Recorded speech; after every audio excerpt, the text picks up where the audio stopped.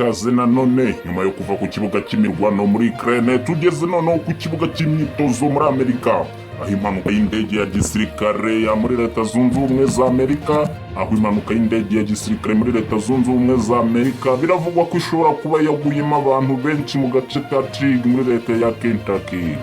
Ibinyamakuru bitandukanye byo muri Amerika byatangaje ko hari indege ebyiri zagonganye ubwo zari ziri mu myitozo muri Kentucky.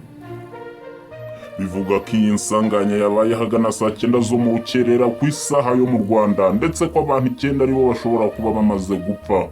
Inzego z'igisirikare nazo zemeje ko indege zazo arizo zakoze iyo mpanuka.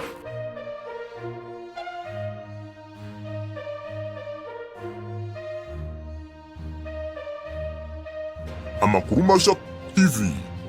Kanda handitse subscribe niba utarabikora, uraduteye inkunga yo kujya tukugezaho amakuru mashya buri gihe.